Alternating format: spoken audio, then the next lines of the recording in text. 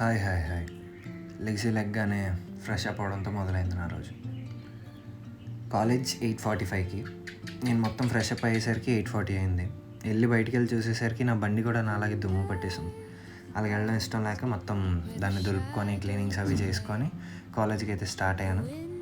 యాక్చువల్గా అందరికీ సెమ్ కూడా అయిపోతుంది ఈ పాటికి, బట్ మా కాలేజ్కి ఇంకా 8:45 క్లాస్ పెట్టుకొని ఇంత లేట్గా నేను స్టార్ట్ అవుతున్నా ఎందుకు అనుకుంటున్నారా? ఎందుకంటే మా ఇంటి నుంచి కాలేజ్ మ్యాక్సిమం ఒక 2-3 మినిట్స్ పడుతుంది అంతే. 1 or 2 km ఉంటుంది. అండ్ మాకు రివిజన్స్ కాబట్టి రోజంతా ఒకటే సబ్జెక్ట్. వెళ్ళగానే ఇంజనీరింగ్ గ్రాఫిక్స్ క్లాస్కి వెళ్ళాను. అది ఓకే అలా సాగింది. అండ్ వచ్చి రాగానే ఫస్ట్ ఇంకా డ్రెస్ కూడా మార్చుకోకుండా బండి కడుక్కున్నా. ఎందుకంటే మార్నింగ్ దులిపాను కానీ అది పెద్ద అనిపించలే.